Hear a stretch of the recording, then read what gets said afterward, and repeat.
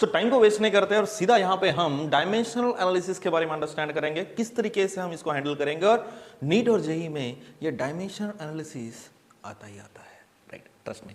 So without wasting our time, so I will move on the article here to check the correctness of the physical quantities। यानी अगर मुझे सपना गिरा, right, और सपने में मेरे को एक इक्वेशन दिखा और मैंने इक्वेशन को निकाल दिया, उसमें बुक भी पेपर भी पब्लिश कर दिए, राइट, मेरा रिसर्च चल रहा है, तो वो करेक्ट है कि नहीं है, राइट। तो सपना कब अपना होता है? जब उसमें करेक्टनेस हो, अंडरस्टैंडिंग। तो हम फिजिकल क्वांटिटी जो कि करेक्ट है कि रॉन्ग है, हम वो डिसाइड कर सकते हैं with the help of the dimension analysis. Dimension analysis का यूज करेंगे और इक्वेशन का करेक्टनेस या फिर वो रॉन्ग है कि राइट है, हम उसके बारे में अंडरस्टैंड जरूर करेंगे। सो टाइम को वेस्ट नहीं करते हैं, सीधा सीधा मैं यहां पे आर्टिकल पे मूव हो जाता हूं, that is applications of the dimension analysis. थोड़ा अच्छा दिखना चाहिए ना get up, okay. So I will take the equation here, ठीक है। So I will take that is x is equal to y plus z, okay। So this is a particular and this is also a particular term and this is also a particular term. So this equation involves the three terms. So I will take the first, second and third here. तो अगर मैंने एक equation लिया, वो कौन सा भी equation हो सकता है आगे चल के, kinematical equation generally that we will take. अब यहाँ पे तीन टर्म्स है और तीनों टर्म्स का अगर डायमेंशन सेम है तो डेफिनेटली जो मैंने इक्वेशन निकाला है वो क्या है? करेक्ट है। क्लियर? Good good. तो यहाँ पे मैं क्या करता हूँ, I will take the one example. सो हम एग्जाम्पल से स्टडी करेंगे, यानी तीनों का डायमेंशन इक्वेलिटी आनी चाहिए। ओके, नो प्रॉब्लम, यहाँ तक तो ठीक है। और ये पुस्तक में इतना बड़ा ये छाप दिया, अरे बाबा कैसा करोगे आप? ठीक है। सो टाइम को वेस्ट नहीं करते, सीधा I will take the example directly. So I will take the example. अब मुझे बोलो, आपने क्लास 10 तक क्या सीखा? क्लास 10th में हम तो बहुत जबरदस्त सीखे हैं बोल रहे, राइट। तो क्लास 10th में आपने ग्रेविटेशन सीखा होगा। ग्रेविटेशन में आपको पता है कि whenever the satellite which is revolving in the circular orbit around the earth, or you can say the moon which is revolving in the circular orbit, so it has two types of the velocities। एक है linear velocity और दूसरी होती है angular velocity, जिसके कारण ये जो ग्रेविटेशनल फोर्स है वो किधर खींचता है? सेंटर की तरफ। अब अर्थ बड़ा है तो डेफिनेटली मून तो आएगा ही आएगा।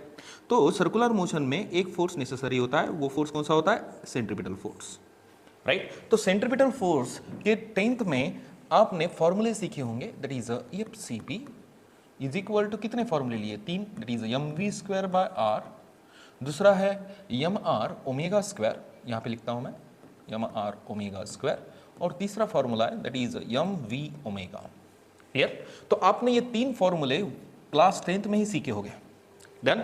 अब ये फॉर्मूले डायमेंशनली करेक्ट है कि ये डायमेंशनली करेक्ट नहीं है, हम वो चेकआउट कर सकते हैं। Are understanding? Good good. Are you getting? Okay good. अब मैं क्या करता हूँ मन से, नहीं, ये जो निकाला है ना पूरा टोटली रॉन्ग है। अब मैं क्या करता हूँ, मेरे मन से एक फॉर्मूला ले लेता हूँ, नहीं ये रॉन्ग है, तो मैं मन से डिसाइड करूंगा ले लूंगा, एक दूसरा फॉर्मूला बना दूंगा, ठीक है, साइंटिस्ट बन जाऊंगा मैं एक ही मिनट में, राइट। और एक फॉर्मूला मैं मेरा खुद का यहाँ पे निकालूंगा। आप बोलोगे खुद का कैसे? अरे this is the part of the joke, try to understand. तो मैं क्या करता हूँ, नहीं ये गलत है, और मैं मेरे मन से यहाँ पे मैं क्या करूँगा, सेंट्रीपिटल फोर्स का, नहीं ऐसा नहीं होना चाहिए, आई विल टेक द mv²/r²। अब मैंने यहाँ पे, आपको पता है कि उस फॉर्मूले को मैंने छेड़ दिया। आपको पता है ये क्लास 10th में आपने यही फॉर्मूले लिए हैं, राइट। बट मैंने क्या किया, नहीं, चेंज तो करना है, बदल तो करना है, चेंज। तो मैंने कर दिया चेंज। अब मैं देखूंगा यहाँ पे 2 टर्म है, इधर का और इधर का, दोनों का डायमेंशन सेम आना चाहिए, तो ये मैंने जो निकाला वाला जो अपना इन्वेंशन है वो करेक्ट है। अगर नहीं आया तो मैं क्या हूँ? रॉन्ग हूँ। अंडरस्टैंडिंग? ठीक है। तो मैंने जो निकाले वाला है वो कौन सा है? दैट इज सेंट्रीपिटल फोर्स, यानी force is equal to mv²/r²। Understanding? ये मैंने निकाला है। तो मैं क्या करता हूँ इसको, ये this is the first term for us, this is the first term and here it is, I will take the second term. अगर दोनों के डायमेंशन अगर करेक्ट आए तो ये मैंने निकाले वाला इन्वेंशन वो करेक्ट है, नहीं आए तो रॉन्ग है, राइट। चलो फिर फर्स्ट इसका निकालते हैं, ठीक है। So now this is the first वाला जो अपने लिए क्या है? फोर्स है, और first and definitely will take the LHS, right. सो फोर्स का डायमेंशन मैंने बोला था 5 स्टार, क्या होता है? That is m1 L1 T⁻², right. तो ये फोर्स का डायमेंशन, यानी फर्स्ट टर्म का डायमेंशन है। अब जो सेकंड टर्म है अपना वो कौन सा है? That is mv²/r², that is mv²/r²। चलो मुझे बताएंगे अब इसका डायमेंशन निकालेंगे, गड़बड़ नहीं करने का, सिस्टमेटिक सॉल्व करेंगे। अब जहाँ पे मास है कैपिटल एम, वी यानी क्या होता है, that is the distance by time, उसका क्या आएगा, स्क्वायर आएगा, whole term divide by R यानी क्या होता है, उस सेंटर से वो डिस्टेंस पे होता है, यानी R stands for what, distance होता है। Are understanding. चलो डिस्टेंस के लिए क्या लिखना है, एल स्क्वायर लिखेंगे। अब बोलो क्या बचेगा, that is M as it is, और यहाँ पे एल स्क्वायर है और नीचे क्या आएगा, टी स्क्वायर आएगा, होल टर्म डिवाइड बाय क्या आएगा, एल स्क्वायर आएगा, एल स्क्वायर गेट कैंसल। अब मुझे बोलो, अब मुझे बोलो, अब मुझे बोलो यहाँ का डायमेंशन क्या बना सेकंड टर्म का, ठीक है। चलो सेकंड टर्म जो अपने लिए निकाल रहे हैं हम, उसका डायमेंशन क्या बना, that is M square, colour क्यों नहीं चेंज हो रहा है, डिवाइड बाई टी स्क्वायर, यानी डायमेंशन लेंथ है ही नहीं तो M two L zero T to the power -2। अब मुझे बोलो यहाँ पे फर्स्ट टर्म का dimension is not matching with the second, are understanding. जो मैंने फॉर्मूला निकाला है वो क्या करेक्ट है क्या, फिर नहीं है, तो आप ये एज अ टास्क बोल के कर लेना, ठीक है। If you are new, this is a task for you, तीनों भी फॉर्मूला आप क्या करोगे, उसके डायमेंशन टर्म्स वाइज डिवाइड कर दो, यहाँ पे फर्स्ट और इधर कौन सा, सेकंड, तो हम क्या कर सकते हैं, करेक्टनेस दिखा सकते हैं। डन, क्लियर, सभी को समझ में आ रहा है, right. This is a task for you, इसका डायमेंशन और इसका डायमेंशन बिल्कुल करेक्ट आएगा, आएगा ही आएगा, ठीक है। सो आई होप आपको सभी को समझ में आ रहा हो। हम फिजिकल क्वांटिटीज का करेक्टनेस चेकआउट कर सकते हैं, करेक्ट है कि रॉन्ग चेकआउट कर सकते हैं with the help of the what, dimensional analysis. Done, clear, okay. Now will move on the next one, that is to establish the new physical quantities. मैं new physical quantities का equation और relation निकाल सकता हूँ, ठीक है। अब उसके लिए क्या करना पड़ेगा, उन्होंने बेस्ट एग्जांपल है, ठीक है, मैं दूसरा कुछ यहाँ पे प्रयोग नहीं करूंगा और जो दिया वाला है वही लूंगा, जिसके कारण मैक्सिमम स्टूडेंट किधर भी कौन से भी एरिया का हो उसको ग्रास्पिंग हो जाए, ठीक है। तो मैं क्या करता हूँ, यहाँ पे एक सिंपल पेंडुलम लेता हूँ, I will take the simple pendulum here. अरे क्या प्रॉब्लम है इसका, ठीक है। और ये क्या करता हूँ, रिजिड सपोर्ट लेता हूँ, रिजिड सपोर्ट को मैंने क्या कर दिया, एक अपना हेवी ऑब्जेक्ट अटैच कर दिया। अब हेवी ऑब्जेक्ट को खुद का क्या है, मास है, वो मास लेंगे यम, और इसको फोर्स अप्लाई करता हूं तो ये इस तरीके का मोशन कुछ परफॉर्म करने लग जाता है, understanding. So this is nothing but called as what, simple pendulum. Which pendulum, simple pendulum. अब बोलो यहाँ पे मास है, उसको ग्रेविटी, उसको ग्रेविटी किधर खींचेगा, downward direction, so this is a gravity, यानी वेट डाउनवर्ड डायरेक्शन में, उस स्ट्रिंग को खुद की क्या है, लेंथ है। अब वो यहाँ पे ऐसा घुमा फिरा के देखो, फिर से इसी पोजीशन पे आया तो उसने वन ऑसिलेशन कंप्लीट किया। ये आगे चल के आप अच्छे तरीके से सीखोगे, राइट। अब वन ऑसिलेशन कंप्लीट करने को जो टाइम लगता है, that is called as what, time period. क्या बोलना है उसको, टाइम पीरियड बोलना है। क्या बोलना है, टाइम पीरियड। जैसा अर्थ रिवॉल्व करती है, किसके आ रहा हूं, सन, नहीं रिवॉल्व नहीं करती, अरे रिवॉल्व तो करती है, अर्थ किसके अराउंड रिवॉल्व कर रही है, सन, तो कितना टाइम लगता है, 365 डेज, यानी 365 days is the time period of the earth, clear. वैसा ही मून भी तो रिवॉल्व कर रहा है अराउंड द अर्थ, वो भी तो उसका भी टाइम पीरियड जनरेट होगा, आर अंडरस्टैंडिंग, क्लियर। तो ये जो ना ऑसिलेशन, यानी वो जो पुराने वॉच आते थे ना, पुराने जमाना, हमारे जमाना, मैं भी इतना पुराना भी नहीं हूं, हमारे जमाना में बोल रहा हूं, ठीक है। अब यहां पे देखोगे ये हाथ है, एक पोजीशन पे है, डन। अब इसका ऑसिलेशन, अब ये तो ग्रेविटी तो नीचे खींचेगी ना उसको, टडंग टडंग, यानी इस पोजीशन से निकला और ऐसा जाते हुए फिर से उसी पोजीशन पे आया, तो कितना ऑसिलेशन उसने कंप्लीट किया, वन ऑसिलेशन। देन अब हमें जो वन ऑसिलेशन को लिए जितना भी टाइम लगा होगा मेरे हाथ को, उसका टाइम की वैल्यू हम निकाल सकते हैं by using the dimension. Are you understanding. अब मुझे बोलो यहाँ पे कौन से टर्म्स इन्वॉल्व है, which are the terms which are involving in case of the simple pendulum, ठीक है। यहाँ पे मैं हेडिंग ही देता हूँ ना, सो this is a simple pendulum for us.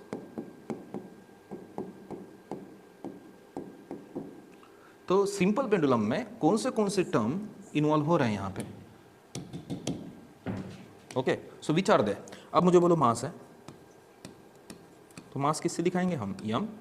Ji stands for the what, acceleration, एक वर्ड पे फोकस रखना है, कौन सा, एक्सेलरेशन ड्यू टू ग्रेविटी, उसमें आनी चाहिए फॉर्मूले में, which is denoted by the G, ठीक है, क्लियर, ओके। दो तो आपने लिए महत्व के है, और सबसे इंपॉर्टेंट है टाइम पीरियड। एक ऑसिलेशन को कंप्लीट करने के लिए लगने वाला टाइम, यानी अपने लिए क्या होता है, टाइम पीरियड होता है, क्या होता है? Time period. हो time period, time period, time period. Okay, निकालेंगे। अब मुझे बोलो किसका रिलेशन निकालना है? टाइम पीरियड, यानी टाइम पीरियड एक साइड में होगा और बाकी की टर्म अदर साइड में होगी। Are understanding? Very good. Okay, so निकालेंगे ना टाइम पीरियड। टाइम पीरियड क्या है? सिंपल है। तो time period T is equal to constant that we will take one particular, I will take the K as a constant. जैसा आपने gravity, जब gravitation chapter study किया होगा तो न्यूटन्स लॉ ऑफ ग्रेविटेशन सीखा, तो न्यूटन्स लॉ ऑफ ग्रेविटेशन में आपने जी को क्या लिया? कांस्टेंट लेना। मैं बाद में समझाऊंगा, अभी फिलहाल के लिए तो आप ये समझ लेना किस तरीके से चल रहा है प्रोसेस। तो के एज अ कांस्टेंट। अब यहाँ पे लेंथ है, राइट, उसका मैं पावर लेता हूँ, समथिंग तो पावर आएगा x, राइट, और यहाँ पे g का पावर मैं लेता हूँ y। क्लियर? फॉर्मूला निकालना है ना, फॉर्मूला निकालेंगे ना फॉर्मूला। जैसे kinetic energy that is I will take the E K is equal to, क्या लिया था हमने? हाफ एम वी स्क्वायर, यानी कुछ ना कुछ तो पावर होगा। और अंडरस्टैंडिंग, यानी पावर नहीं होता है तो क्या होता है? वो नहीं तो होता है। ओके, आई होप आप सभी को समझ में आ रहा हो। ठीक है, सो टाइम पीरियड। अब इसके डायमेंशन हम निकालेंगे। T stands for the time, के इज अ कांस्टेंट, कांस्टेंट का कोई डायमेंशन नहीं। Length, this is the length, and this is what? Acceleration. अब मुझे बोलो ये अपने लिए क्या है? टाइम है। ठीक है, ये कलरफुल क्यों आ रहा है? चेंज कर देता हूँ, ये वाइट रख देता हूँ। ठीक है, अब ये अपने लिए क्या है? लेंथ है, और ये जी क्या है? एक्सेलरेशन है। तो हम क्या करेंगे? इसका डायमेंशन, लेंथ का डायमेंशन, एक्सेलरेशन का डायमेंशन, राइट। कितना सिंपल है, कुछ भी हार्ड नहीं होता है। अब यहाँ पे मास नहीं है, यानी मास का पावर कितना है? 0। लेंथ है ही नहीं तो उसका पावर कितना है? 0 एलएचएस में। और टाइम का पावर कुछ नहीं, यानी क्या होता है? 1 होता है। Done? Are understanding? Is equal to, I will take the constant K. Are you understanding? Are understanding? Good good. अब मुझे बोलो यहाँ पे लेंथ है, उसमें क्या मास आएगा? नहीं ना, उसका पावर कितना है? 0। अब मुझे बोलो लेंथ है ना, टू द पावर 1, टाइम है नहीं टू द पावर 0, लेकिन उसका पावर कितना है? x है। Are you understanding? Into acceleration, ये सबसे इंपॉर्टेंट है। एक्सेलरेशन, एक्सेलरेशन क्या होता है? Velocity by time. गड़बड़ नहीं करने का, सिस्टमेटिक सॉल्व करने का, राइट। उसका पावर कितना है? y। ठीक है, गुड गुड। अब मैं इसको बार बार क्यों लिखते बैठूंगा, तो मैं यहाँ पे k लिखता हूँ, यहाँ पे आपको पता है m0 l1 t0। गुड। अब मुझे बोलो क्या बोलो। ठीक है, वेलोसिटी क्या होता है? That is the distance by time. अब t इंटू टी क्या बनेगा? टी स्क्वायर, यानी मुझे बोलो ये प्लस टी स्क्वायर ऊपर क्या हो जाएगा? Minus, right. तो पावर क्या आएगा? मास है ही नहीं। लेंथ मुझे बोलो कितना है? 1 है, and T to the power कितना है? -2 है, और टोटल इसका पावर कितना है? y है, और इसका पावर कितना है? x है। डन? क्लियर? अरे कुछ हार्ड नहीं है रे भाई। चलो अब यहाँ पे करेंगे ना सिंपल तरीके से, यहाँ पे हम ऑपरेशन करेंगे। दैट इज अ के। अब समझ रहा है क्या हो रहा है? ठीक है, 0 into X 0, l to the power x, okay, and t to the power कितना आएगा? 0 आएगा, राइट। अब यहाँ पे टिडिंग, ओके, तो कितना आएगा? m to the power 0, l to the power y, t to the power -2 है, -2y। Are you understanding? Good, very good, very nice. Okay, अब इधर बोलो LHS में, that is m0 l0 t to the power 1 हुए, right. अब मुझे बोलो मास का इंटरेक्शन, लेंथ का इंटरेक्शन, अगर ये नहीं आता है तो दगड़ ले लेना और सिर पे डाल देना, मेरे नहीं आपके, राइट। तो यहाँ पे हो रहा क्या है? अब लेंथ का इंटरेक्शन, मास का इंटरेक्शन, टाइम का interaction. Done? Okay, very good. अब मुझे बोलो लेंथ, यहाँ पे x है और यहाँ पे y है। लॉज ऑफ इंडाइसेस, मास का 0 + 0 0 k।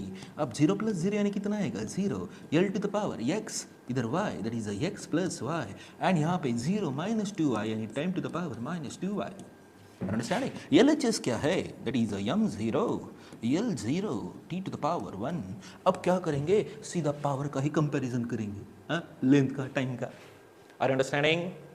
समझ में आ रहा है बेटा? Really are you understanding? Okay, very good.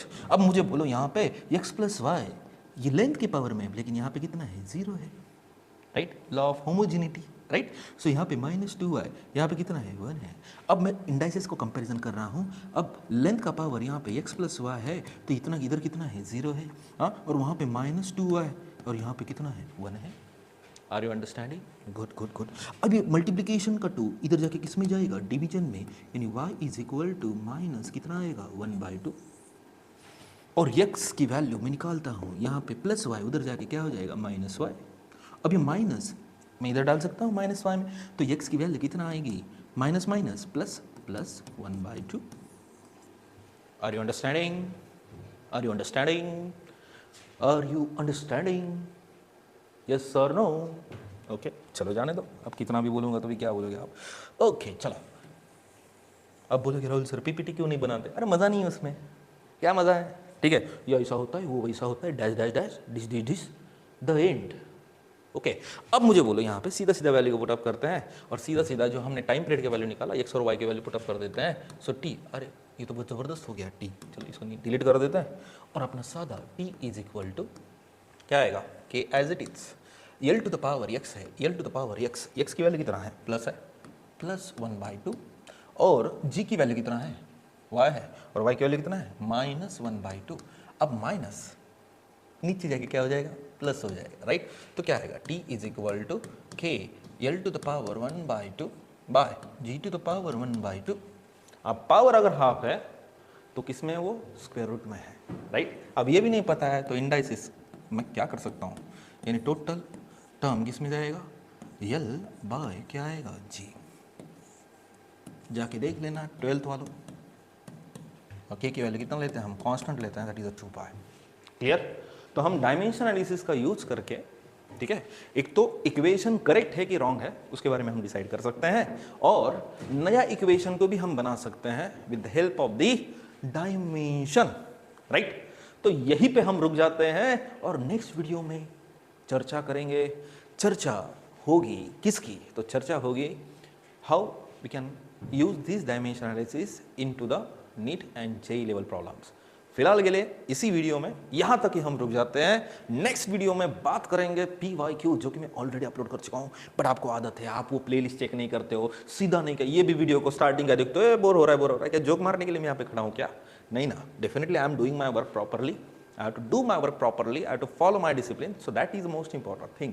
Okay, joke करता हूँ, गवर्न लैंग्वेज यूज करता हूँ, पहले तो बहुत यूज करता था गवर्न लैंग्वेज, जबरदस्त, बट क्या करते हैं, क्या करेंगे, मेंटालिटी को सुधारना, language barrier is most important. अगर आप देखते हो ना तो एक लैंग्वेज ही तो है वो आपको नॉलेज देगा, आप भले उसके लिए मैं कुछ भी करूं, ठीक है, ऑफकोर्स मैं गालियाँ तो नहीं दूंगा, ठीक है, बट जो मेरी लोकल एरिया की लैंग्वेज है वही तो लैंग्वेज को मॉडिफाइड करके थोड़ा इंटरेस्टिंग बनाता हूँ फिजिक्स को, ठीक है, बट उसको भी लोग पता नहीं, देखने वाले का नजरिया ही गलत है, तो मैं क्या कर सकता हूँ।